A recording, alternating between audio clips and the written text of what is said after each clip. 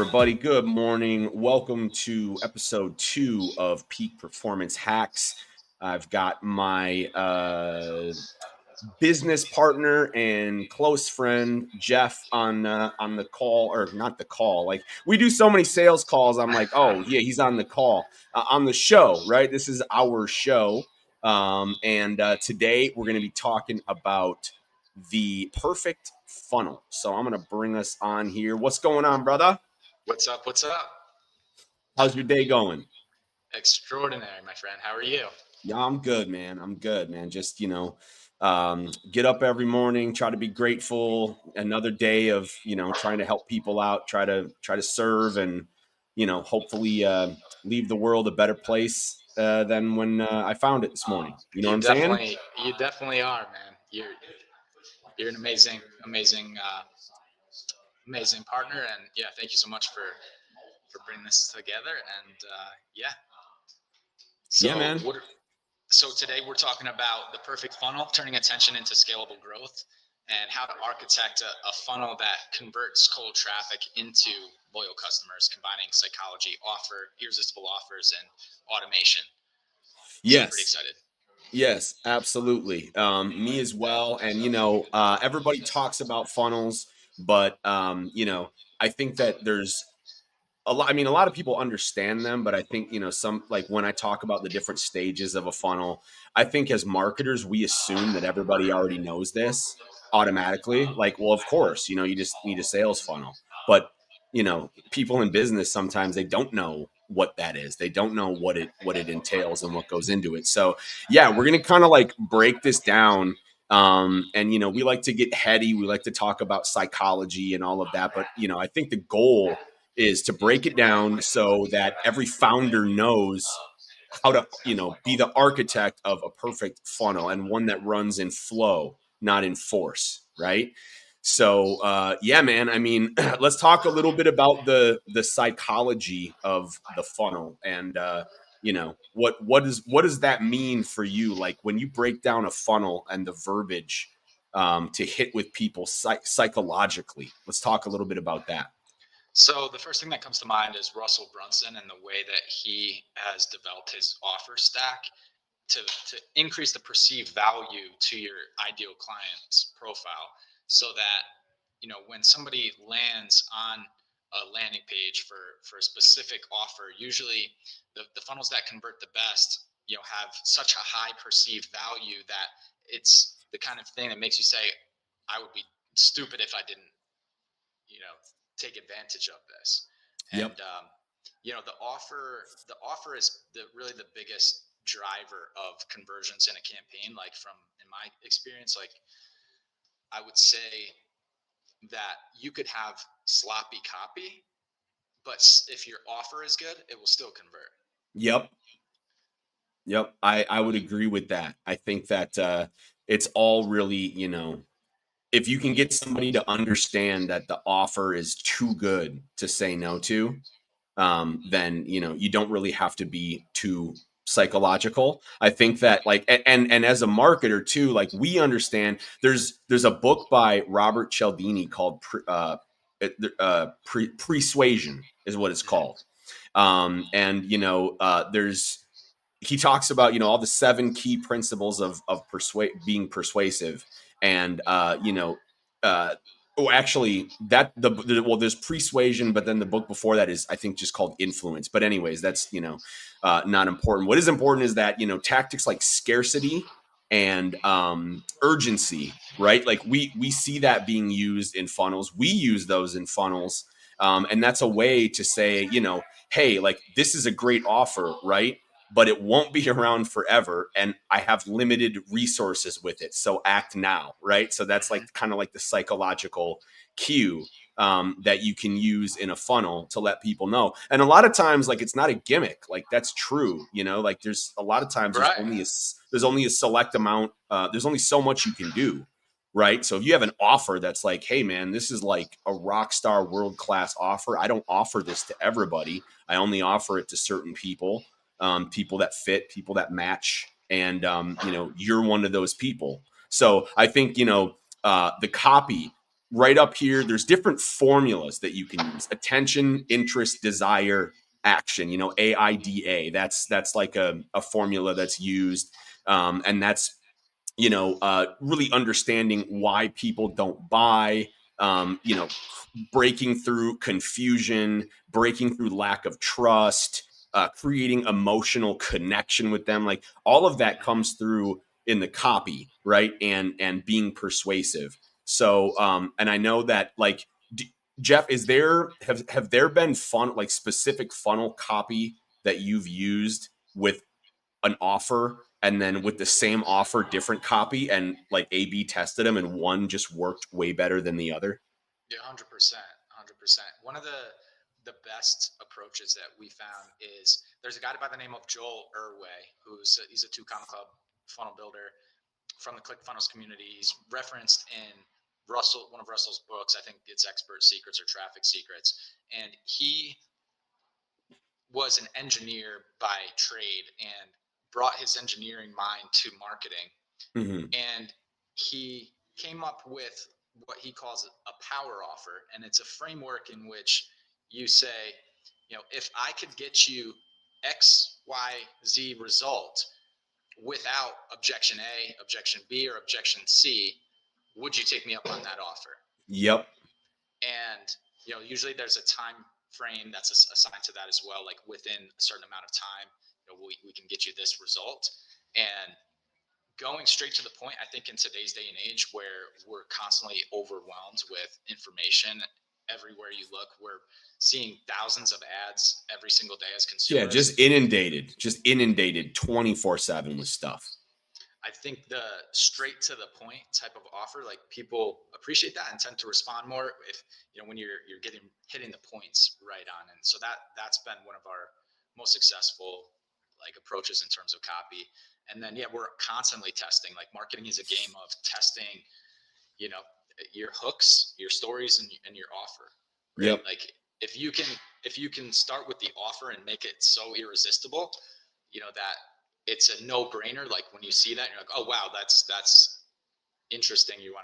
It's going to cause your client, your prospects to take pause and be like, well, okay, I got to learn a little bit more about this. Absolutely. Yeah, yeah, no, definitely.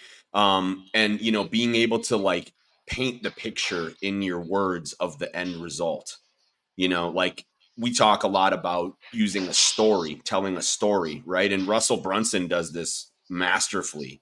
And I see a lot of different ads that pull me into funnels today because I just check them out. And it's usually, here's what life was like.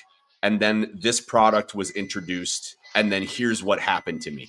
So, like, as a Yes, business owner or as somebody who is, wanting to up my performance and grow my business, if I hear a vivid story that happened to somebody else and I can picture myself living that story, through the words, the content in a funnel, then that's going to make me like emotionally resonate with it, right? So if you have that and it's paired with the offer, then yeah, I mean, I think that's fantastic. And the rule of one, I think, is important too. And I remember when we first started working together, one of the things that you told me is, if you work with any business owner, like, that's great. There's more people in the pond, more fish in the pond, but your net is too wide, and they're just going to slip through the net, like the fish net metaphor. So yes, having one target, one problem, one offer, one call to action, and it's going, just like you said, directly to that person. And then you segment them out. If you have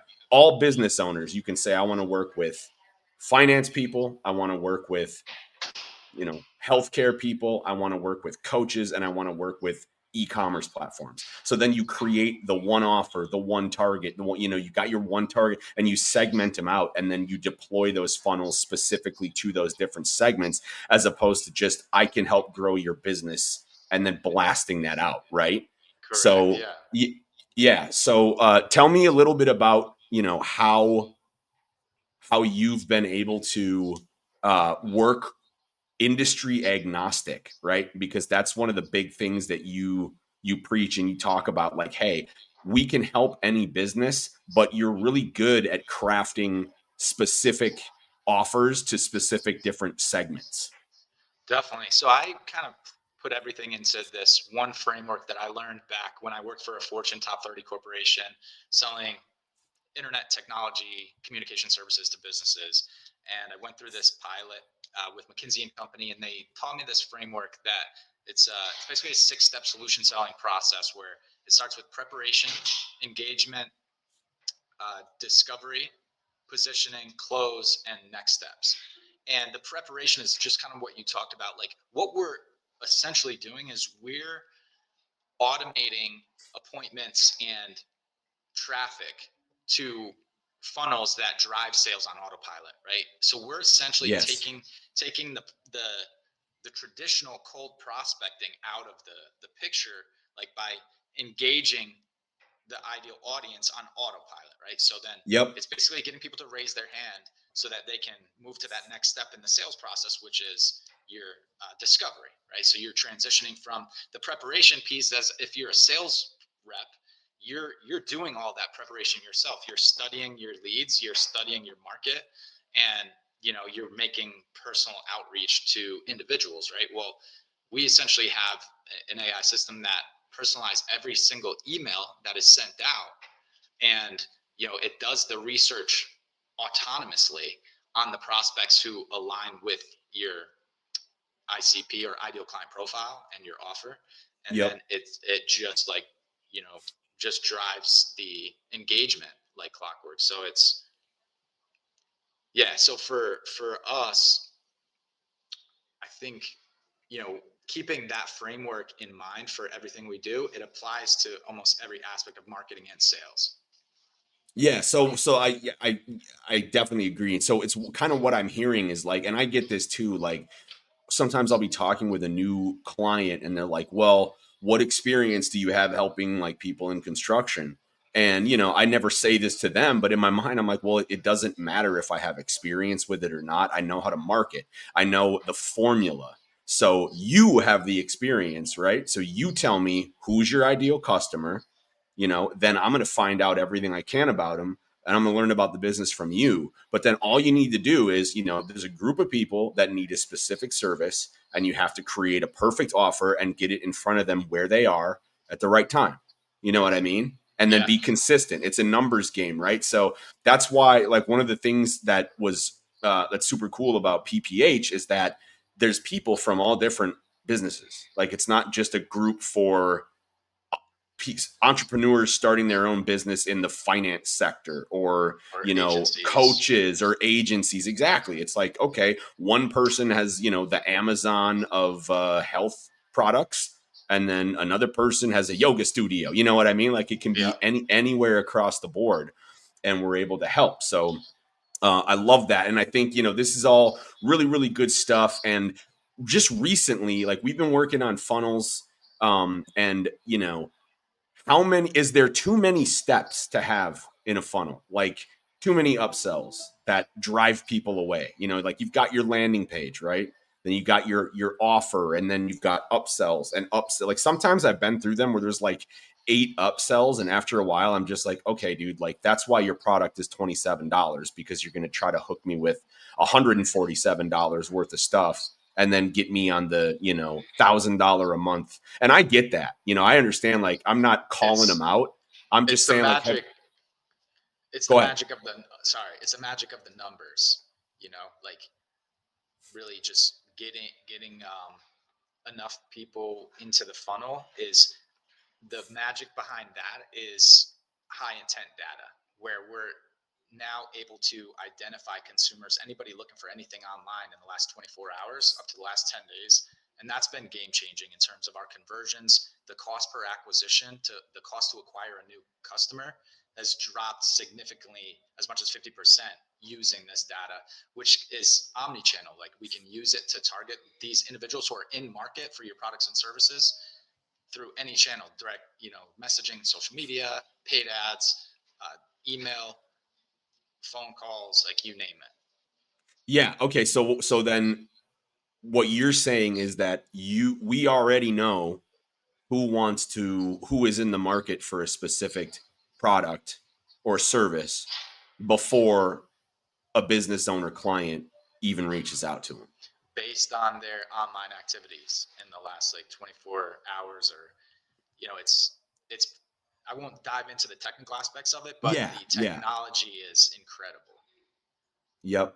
Yep. Yeah, that is incredible. And honestly, I mean, just right there, if I'm a business owner and somebody approaches me and like, I'm a marketer, they say, "Hey man, here's what you do. And how much, what's your cost per lead? What's your CAC, your cost per acquisition, get some numbers." And then they're like, "Hey, well, I already know using high intent data, I can scrape high intent data and I know who's going to be in the market for Facebook ads before you even reach out to them. So that's going to drop your cost and increase your return on your ad spend, your ROI, all of that by as much as 50%." And it's like, you know, why wouldn't I do that? Right? Right. Like Yeah. if I'm gonna market, why wouldn't I market with somebody with high intent data? And usually the pushback we get is, "Hey, this is really expensive." And we're like, "Yes, I agree with you. It is really expensive."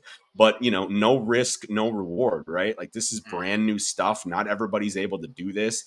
And like there's always creative ways, financing, things like that to get around the high ticket price. So yeah, I think that's super important. But for anybody out there, if you don't want to spend any money on a funnel at all, Jeff, somebody comes to you and they say, "I want to build a funnel. I don't have any money. I can't hire you. I just need to know how to do it." What do you tell them? So if you're just looking to learn how to do it, then we have a program in Peak Performance Hackers where we take people, through a process of building out the system with them, and we teach them through like different course trainings, video trainings, how to run, and as well as weekly live calls. But we have kind of that foot in the door opportunity for people to come in and learn how to basically connect a funnel, like a multiple page sequence funnel Mm-hmm. with irresistible offer, and tie that to the mass smart buyer distribution engine, which essentially takes those high intent leads, connects them into the sequencer, and then automatically like sends out the sequencing, and drives leads and engagement on a daily basis. So you can fill your calendar, wake up in the morning and you have a calendar packed with appointments, and you can just get to work and focus on your business without having to worry about the preparation and the engagement step, because that's kind of taken care of for you. Yeah, for sure. Gotcha. Love that. Love that.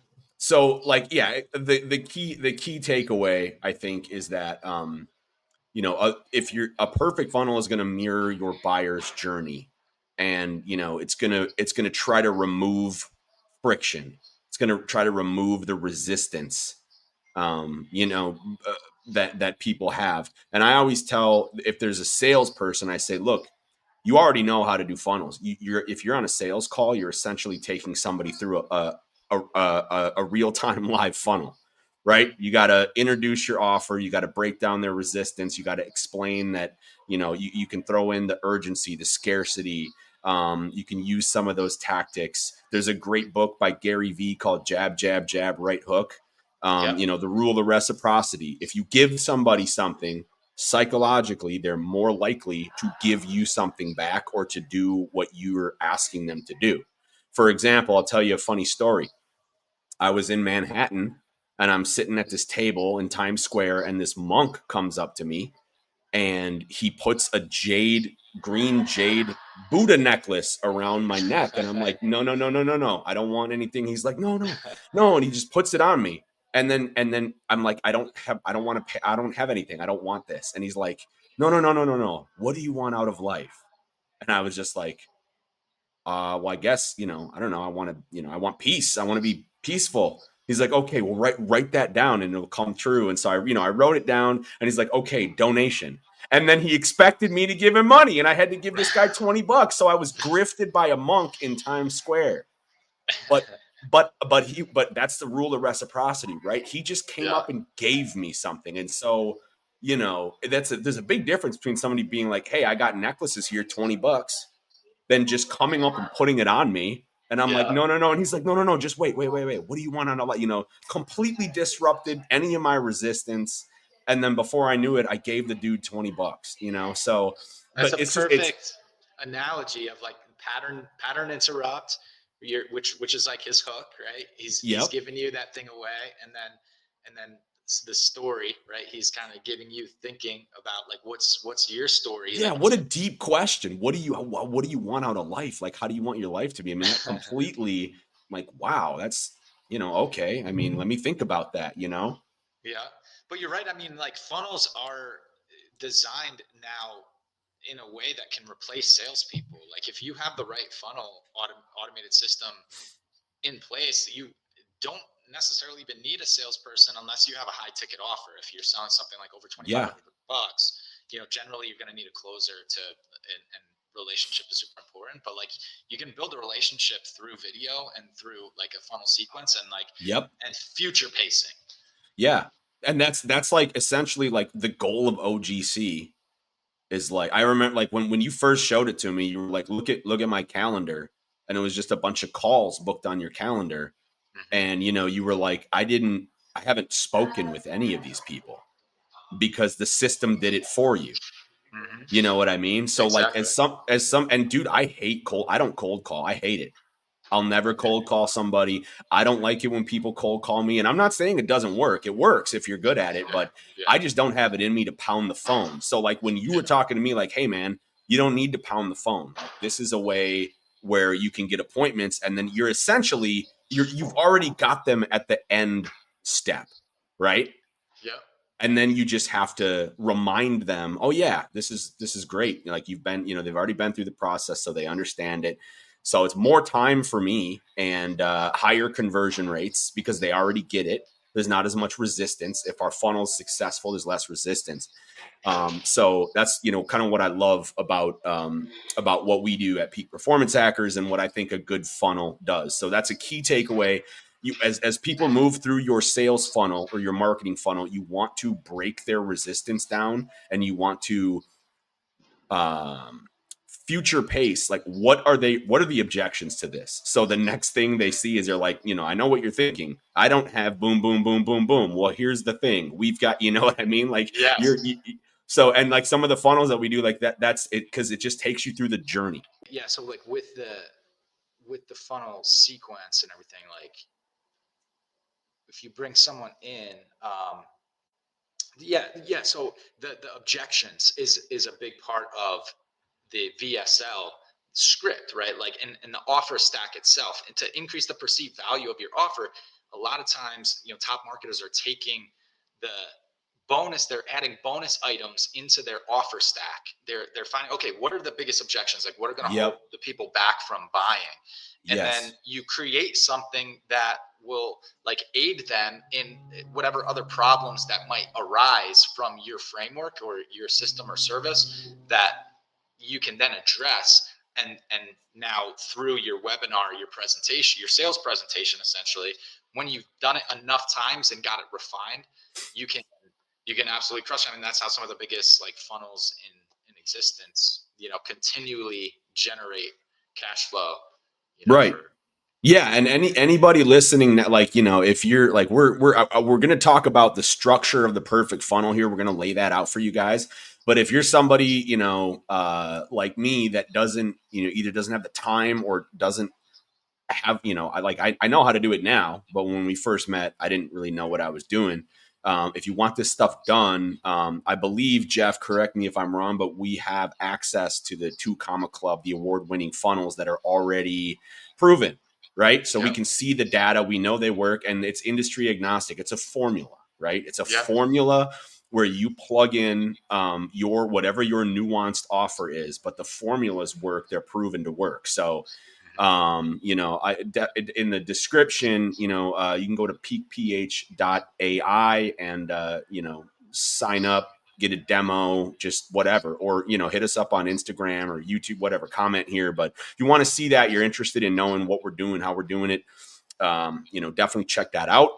But for a tactical breakdown of a funnel, the core stages that I have listed out here is that one, you need a traffic magnet, right? Or a lead magnet, something, an ad, an email, an organic post, something that captures the Something attention of of your, value.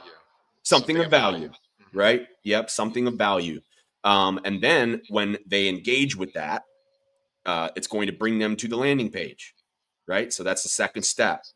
The landing page has the problem, solution, the clarity, within like 5 seconds, right? Like a good headline, and our attention spans now are like worse than goldfish, right? Hmm. So Yeah. like when I get on a website, you need to tell me within 5 seconds who you are, what your level of expertise is, and how you're going to make my life better. You know what I mean? Like right away, or people are going to bounce off because Yeah. we're inundated. And that ties back to your hook and the quality of your hook as well, which is why you're always testing, hooks. Yep. And if a funnel's broken and it's not converting, it's either, the hook, how you're grabbing attention, the story that you're telling, or the offer. It's that's how Russell approaches. He tells people in his book he charges $100,000 an hour, to if you hire him as a consultant, and he tells you right in the book, all I'm going to do is look at your hook, story, and offer. So you can pay me $100,000, for an hour, and we'll go through your hook, story, offer. But this, I'm giving it to you literally in the book, and For so, sure. and he also talks about how the the same product packaged in a different way can enable you to generate more money, because someone, if you buy a book, someone may be more willing to pay for an audio book, and they're willing to pay a higher price for that because they prefer to hear it, through an audio, Yeah. Right. versus like a live in-person event where people are coming out. Then that's typically higher ticket as well. So the format of your product is can make a difference in terms Oh, of, definitely. Yeah. Well, and that's like that's exactly why we use high intent data, right? It's like, hey, this segment of people, they're buying audiobooks. So if you go pitch them with a paperback copy, they're probably not going to buy it, right? Mhm. And it's so funny, man. I had a sales call yesterday, and I was on a call with a guy who he has a really cool business. He is a coach, a happiness coach for corporations, and he goes in and he talks about like, look, on average in the US, like toxic work environments and unhappy employees average a revenue loss of like $233 billion for business owners. So this is a really big problem. You need to keep your people happy, and I'm going to show you how to do it. And so he coaches C-level people on how to like connect, especially with like Gen Z, and because the Gen Xer who is the head of this Fortune 500 company may not resonate with the same core values as a Gen Z, right? Mhm. So he goes Gen in and helps Z's them. Gen Yeah, Z's they're very purpose driven, I would say. purpose driven. Yeah. Exactly. Yeah, we were just talking about that, you and I, on a sales call, that that Gen Z demographic. And so he goes in and does it, and he's like, well, so where should I be? And I'm like, dude, you got to get on LinkedIn. He's like, why? And I go, you're marketing to C-level people. They're Mhm. on LinkedIn, bro. Right. Like you want to go after the people that have the money and can make the decisions. So Hmm. you're not marketing to Gen Z. You're marketing to the business owner that is losing money because he's got unhappy people and doesn't know how to fix it. Hmm. Right. So I always tell people, like, it doesn't matter what I think I should do. It's the data. Where Hmm. is your audience base? Where are Where are they? they congregated already? Where are they congregated? Who is already congregated then? Because if you can build a joint venture, mutually beneficial partnership, you're able to, you know, find ways to be creative to get to your exact audience as well. Maybe you find someone that's congregated your entire audience, you offer them a percentage, of sales if they would be willing to, you know, send a email out to their list, right? And so Yep. there's Yep. ways of. Absolutely. Yep. Yep. Awesome. So okay, so we got the lead, or the traffic magnet, or the lead magnet. Then we've got our landing page. The next thing is we got the offer, right? And we talk like, how important is the offer? I mean, it's got to be immediate perceived value. It's got to be like rock solid, stacked, right? Yes and no. I mean, like the offer stack itself, that's going to increase the perceived value. But in certain cases, the offer could just be as simple as, what's that thing that's low cost to the business but high value to your dream customer, right? That you Mm, could create that would essentially be like, oh wow, I got to have that thing, like, yeah. So if it kind of comes back to being an absolute expert of your ideal dream buyer. Yep. Okay. That's yes. So that's great. So then the offer, it can be simple, and it just it needs to resonate with the ideal customer profile. Jeff, the Yeah. first time you said ICP to me, I was like, why is this guy listening to Insane Clown Posse over here? But no, that stands for ideal customer profile. Same thing. I've heard buyer persona. Same thing. But I like ideal customer profile or ideal client profile better because I just think it explains it better. But so that's good. The offer, and then after that, you have to nurture them. Somebody told me once, when I was talking about offers and nurturing, they said, hey, you don't ask a girl to marry you the first time you meet her. You got to date her for a little bit. Yes. Right? Yep. So that's kind of like nurture sequence by continuing to back up the social proof, the stories to build trust. And trust is really important, really, really important because In a there's so many. Go ahead. uh, not well, in a sales situation as a sales rep, like the flip side of that is following up and making those touches, those connections with your prospect. So like you're touching base with them, once a week or once every 2 weeks or whatever the case is, sending them an email that's something that's going to help them of something of value, right? Like it's the follow up sequence. And regardless of any funnels or anything else, when you get opt-ins or conversions, like unless your funnel is resulting in purchases by having your customers add their credit card, then you're typically going to need some salespeople to follow up with them, or handle it yourself. And the nurturing is critical in that, because when you have a great nurturing sequence on the back end, it's going to keep people coming back to you without the stress of, like, oh gosh, I dropped the ball, like Yep.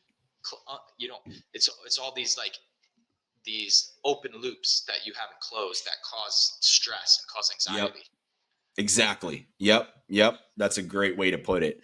So yeah, so you're nurturing, and then eventually, hopefully, if you're doing it right, or you've got a really good formula, good funnel, you're going to get the conversion. So they've been hooked. That you got that irresistible offer. It's got urgency. It's got scarcity. It's or whatever tactics or verbiage you choose, and so then they buy from you. But here's the thing: is that you want to think about increasing uh, your LTV, right, and your referrals. And so once they buy, that's not the end.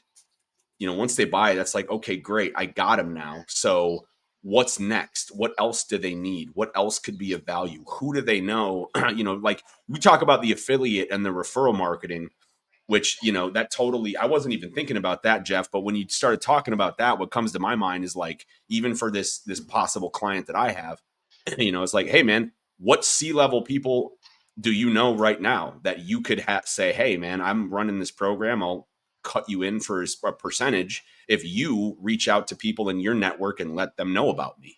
Mm-hmm. I didn't even think Yeah, about that. which is even better for close rate, because when it's a referral, the close rate is tends to be around 60% average.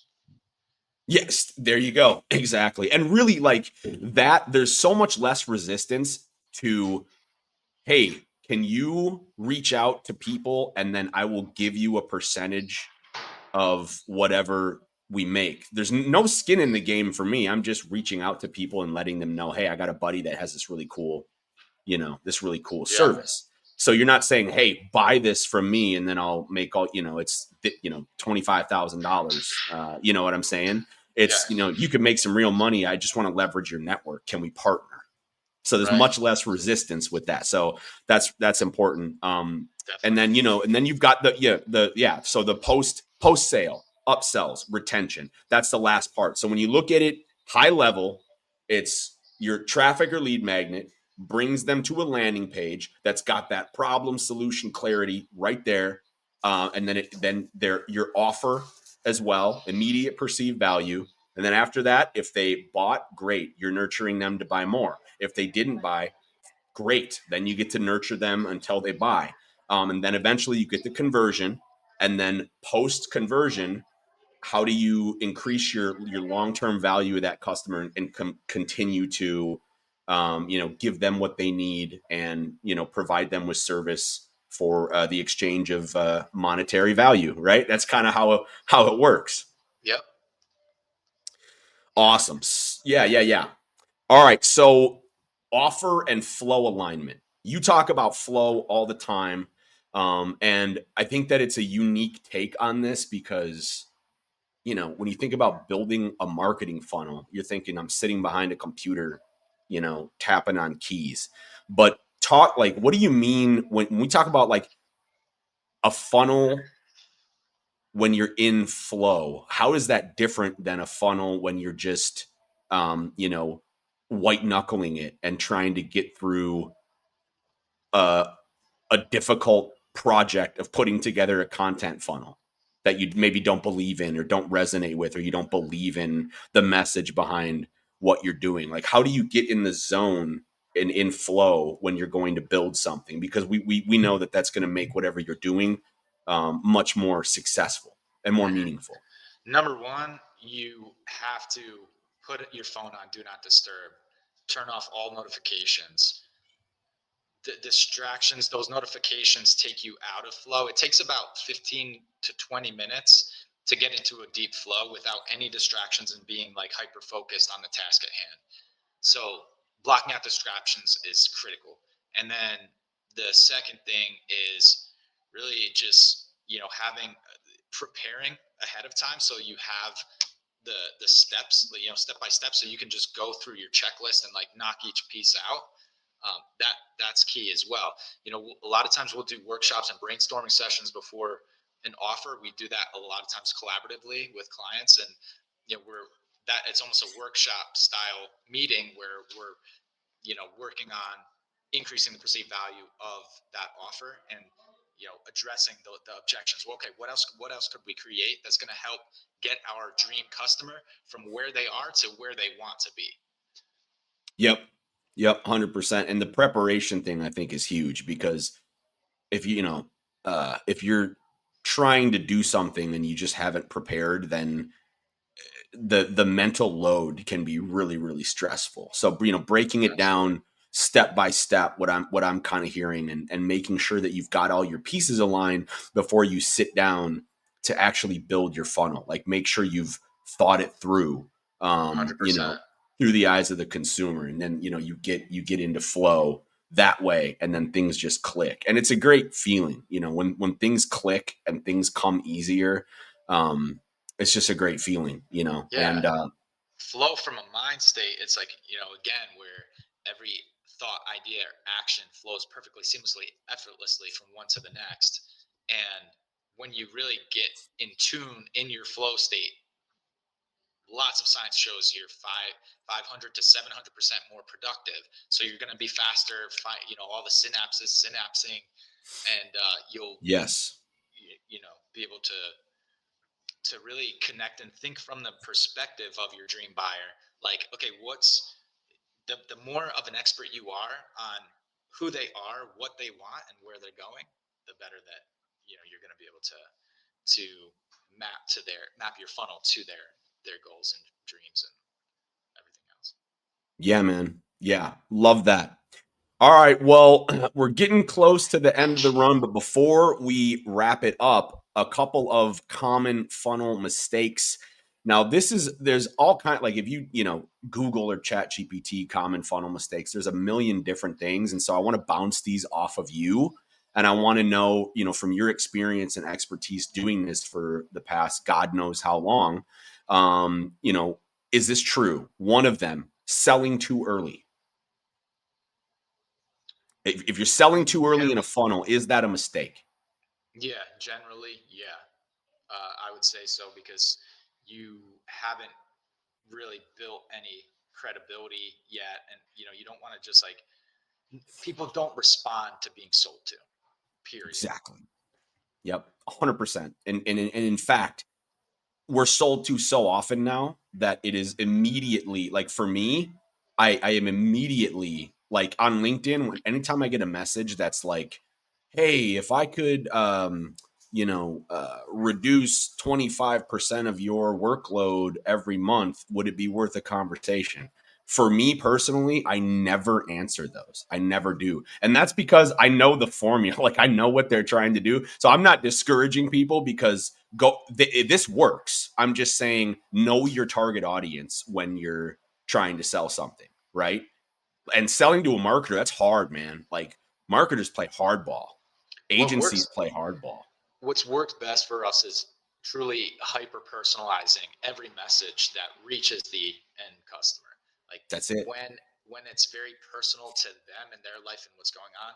Again, bring it back to being an expert and like what's their day to day. Like what getting into the mind of your ideal customer is key. Like if Hmm. you can get into the conversation that they're already having in their head, then copy becomes easy, your offer becomes easy, and you can think while you're building from their perspective of like, okay, how's this going to make them feel? Like, how is this, is this going to get them excited?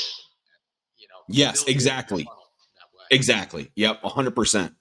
The next one is so important that this I think can make or break it, which is having a weak headline or a hook. If you don't have a good like for example, like on my website, my hook it was just like, scale your business with ease, like super generic. Yeah. So I change it now and it says 17,000 plus monthly leads and 700% ROI. This could be yours. Like that is Hmm. much like that's going to hit with Results focused. It's results focused, and it's specifically, you know they can get into like what does that mean, and that's yes. the clarity of your Yes. offer and your headline. That is critical. Like we've had clients that have bombed because they were just could not articulate or quantify the results they actually get for their clients, which makes it very hard for you know a prospective client to like really understand what you do or what it is, like the value in it for them, because the first thing, like you talk, like what's in it for me, that's the most important question Immediately. you got to answer immediately. Yeah. Yep. Exactly. So yeah, I mean, I think that's a major mistake that can just kill your funnel immediately if you don't have a hook, you don't have a headline. Another Yeah. one, not having a clear call to action. People aren't going to do it unless you tell them to do it, right? Yep. And It's nowadays you got to absolutely tell them multiple click the times. link below to click the link below to get access to this thing or this Yep. amazing thing. Yep. Then the next thing Exactly. that happens is you're going to whatever the next steps are in your sales process, right? You basically walk them through that whole process, so it's automated, and they know what to expect, and you're building out that whole customer experience. It's a beautiful thing. Exactly. Exactly. And not to mention, no clear CTA and no social proof or no proof. I remember when we started working together, I had told you, I'm like, well, dude, I don't have all the case studies that you do, with this program. And you were like, yeah, dude, but you've got OGC and you're part of our, like, we will represent you. So you can use our case studies because you are, an engineer and a salesperson behind this product. Hmm. So we're representing you. So that was like an immediate benefit of joining PPH, like for me, because now I'm like, okay, awesome. I've got case studies that I can show, and they're not BS. They're not Yep. lies. They're not, chat GPT generated. It's real hard data Yeah, that that that I can. and you can show like the live feeds, the appointment feeds Yep. and engagement and stuff. So it's not just a case study. It's like here's what's happening. Yeah, exactly. In real time. And so that's really, really important. And if you're not in the position that we are, then you know, you don't have to if you don't have hard numbers, at least get some testimonials of people that you've offered value to and have found some sort of value in your system or consulting or even a conversation. You know what I mean? Like you can find, it doesn't have to be, over a million sold. Like it can be a testimonial of somebody saying, hey, I was having this issue. And then I got in a conversation with Max and he really like made things crystal clear in how to take the next step.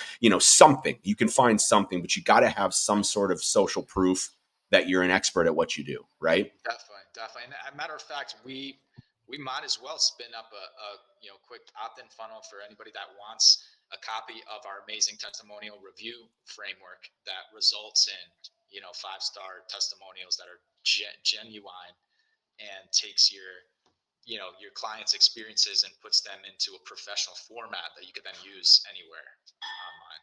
And it's a Yep. pretty awesome. You went through that too, so but yeah, happy to give that away to anybody who wants to build more social proof or get more testimonials. I think that's something that does hold back a lot of entrepreneurs, especially like people starting out, like new agencies or new companies, and like it's an uphill battle. So Yeah, having a it's a catch 22, man. It's like I got to get clients to get reviews, but if I don't have reviews, I can't get clients. yeah, yeah, It's a exactly. So catch 22.